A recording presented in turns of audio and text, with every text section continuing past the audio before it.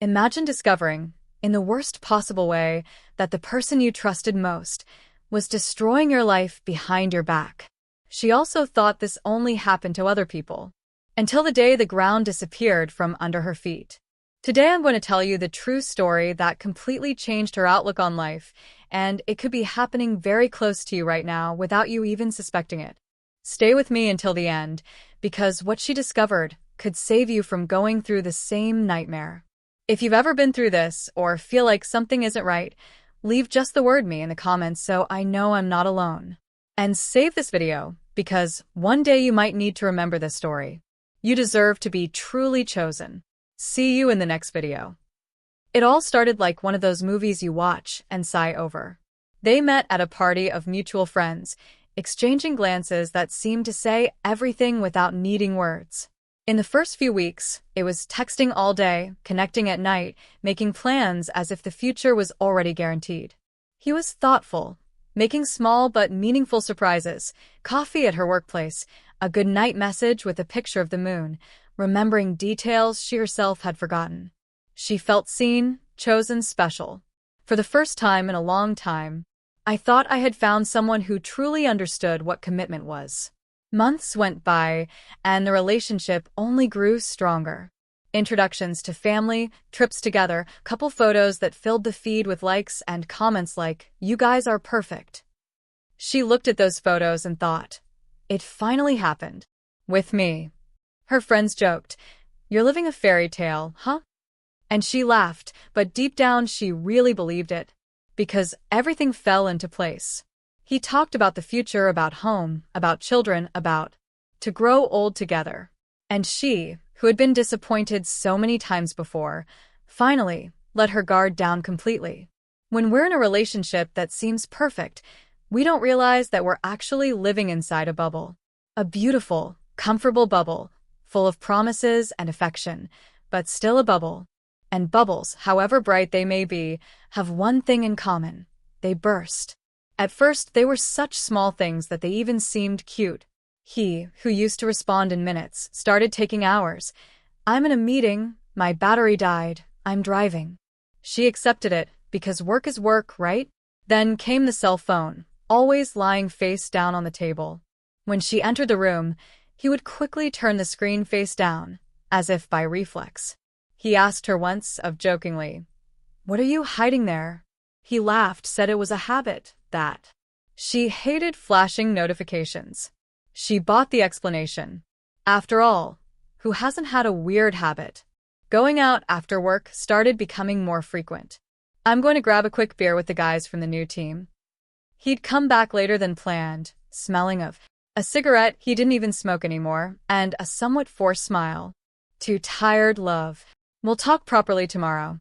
She swallowed her discomfort and told herself, "I'm not going to be the controlling girlfriend." He also had photos disappearing from social media. A selfie of the two of them that he posted and deleted the next day because it didn't turn out well. Comments from the same girl frequently appearing on his stories, but always answered with neutral emojis. "It's just a coworker," he would say when she mentioned it. And she would silence the inner voice that screamed, "Something's wrong." Each isolated sign seemed explainable. Together, they formed a glaring pattern. But love has a frightening power. It rewrites reality. It transforms a red flag into a silly detail, distrust born from our own insecurity, intuition turned into unnecessary drama. She ignored the signs because stopping to see them would mean destroying the castle she had built in the mind. And nobody wants to be responsible for destroying their own dream. The signs never shout at the beginning. They whisper. And when we're in love, we tend to turn the volume down as much as possible. It was an ordinary Thursday night. He arrived home earlier than usual, with a tired smile and a tighter hug than normal. He sat beside her on the sofa, took her hand, and began to speak in a low, almost whispered voice. "Love, I need to tell you something. But first I want you to know that I love you very much and that nothing I'm going to say will change that." Her heart raced. He continued, "There was a new colleague at work. She's very needy. She went through a tough breakup recently. One day, After a company happy hour, she was really upset, crying in the car. I just took her home. Nothing happened, I swear. I just made sure she was safe. But then she started contacting me more, texting me at night, saying I was the only person who understood her. I was an idiot, I replied a few times. I thought I was helping. That's all. There's nothing more to it. I swear on my life. His eyes were brimming with tears. His voice trembled slightly. He held her hands tightly, as if pleading to be believed. I know I should have told you I told you before, but I was afraid you'd misinterpret it, that we'd fight over something silly. I don't want to lose you because of something so foolish that wasn't anything. She felt a knot in her throat. Part of her wanted to scream.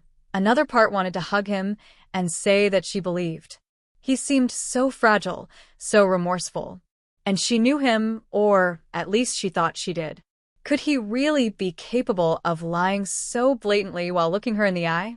Then she heard the words that sealed her choice in that moment. If you want, I'll show you all the messages. You can look at my phone now. I have nothing to hide. He held out the phone. She hesitated and refused. She said she trusted him, that she believed his story, that she didn't need to see anything. The lie was perfect because it mixed truths with half-truths. It had apparent regret, vulnerability, an offer of transparency that she herself refused. It was exactly the kind of story a person in love desperately wants to believe. And that's where the danger lies. The best lie isn't the one that seems impossible to be true, it's the one we want so badly to be true that we dress it up as truth. It was a Friday night. He said he would stay late at the office to finish an urgent report. Don't wait up for me, love, I'll go straight home afterwards. She believed him, as always. But something about that afternoon didn't add up. He'd left his tablet at home, which was rare. When the device vibrated with a notification, she saw her name, Laura. Her heart stopped. It was just a preview. Missing yesterday, when will I see you again? She didn't want to look, but her hands were trembling so much that they opened the conversation on their own. It was months of messages. Photos. Loving voice messages. You are my peace, he wrote to her. I can't wait to have you all to myself again. Hotel photos. Selfies in bed. Good morning messages that weren't for her.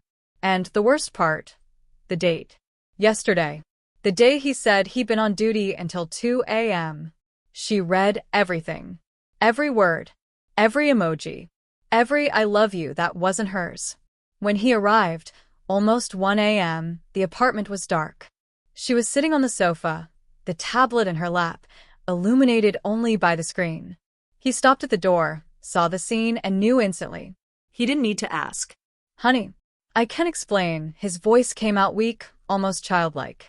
She stood up slowly. She placed the tablet on the coffee table.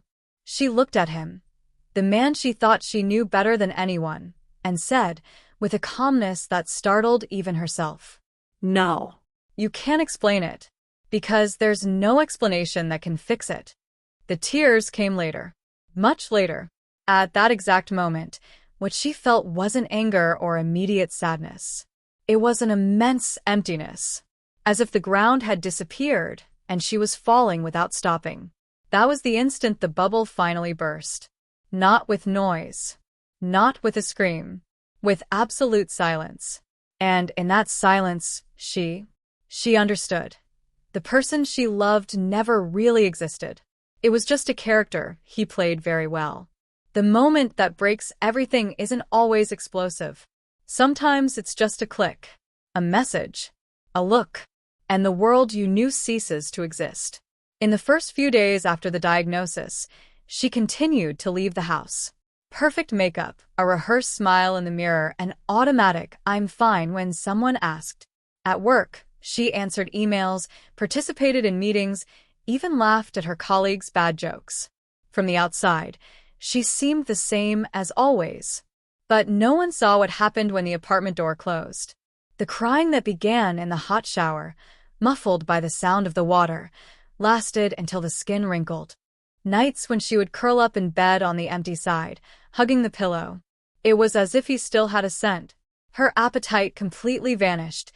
Breakfast became just a sip of water. Lunch was ignored. Dinner was a yogurt she threw away halfway through. The cruel insomnia. She stared at the ceiling from 2 a.m. to 5 a.m., replaying every scene, every lie, every "I love you" that now sounded like mockery. She lost weight quickly. Her clothes became loose. Her friends complimented her. "Wow, what kind of diet is that? You're getting so slim."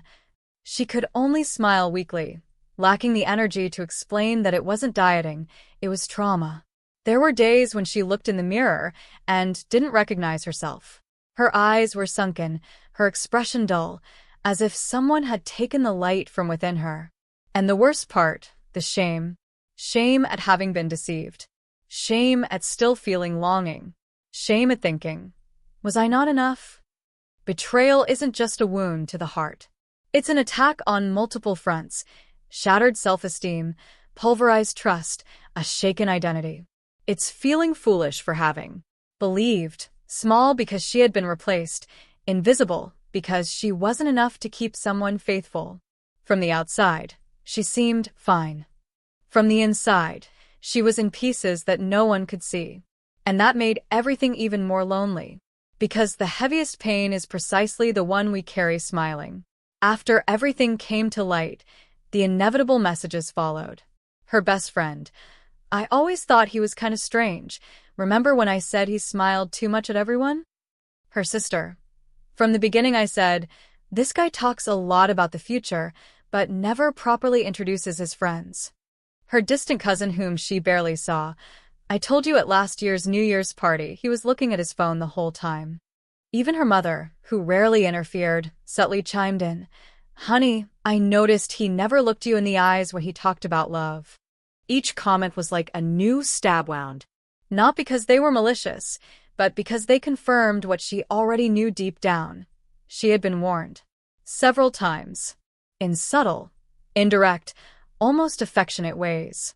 And she dismissed it all. "You're jealous," he replied, laughing.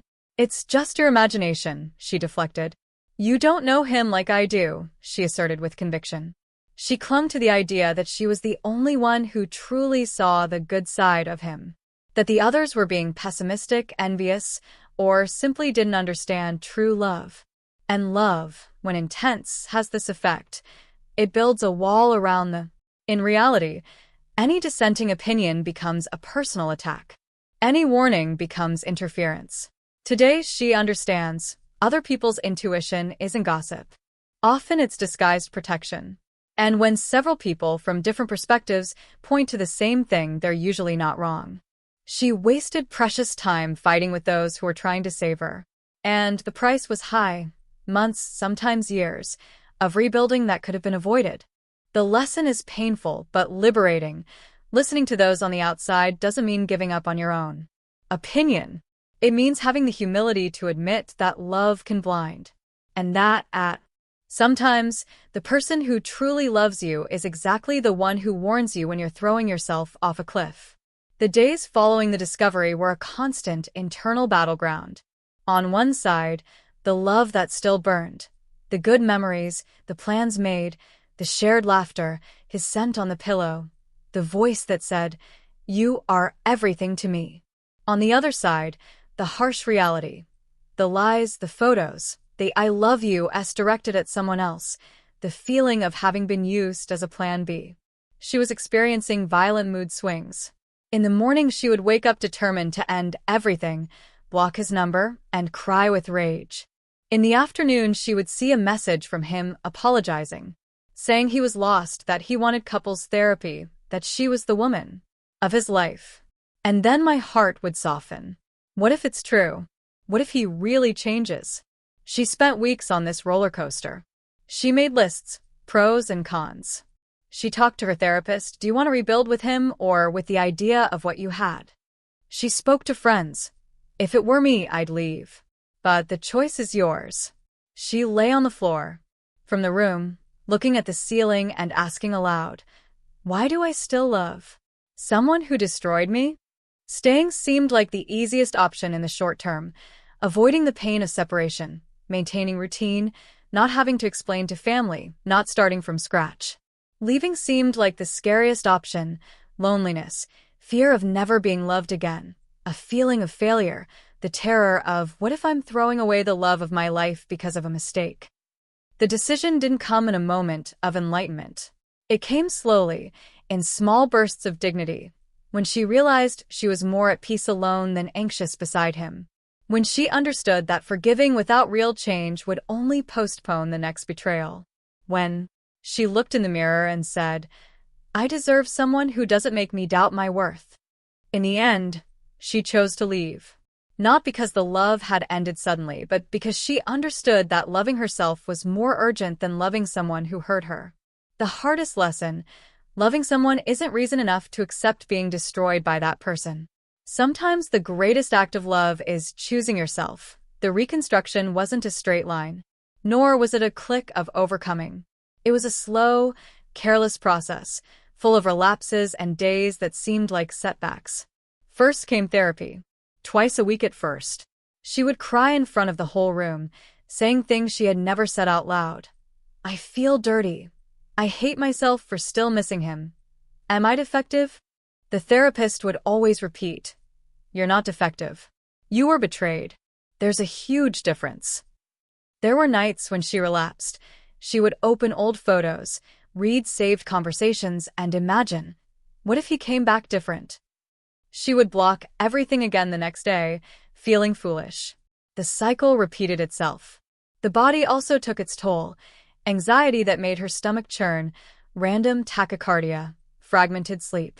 She started walking every day just to breathe. Gradually, 20 minutes turned into 40. The sweat was cathartic. It seemed to wash away some of the pain. Friendships were rekindled.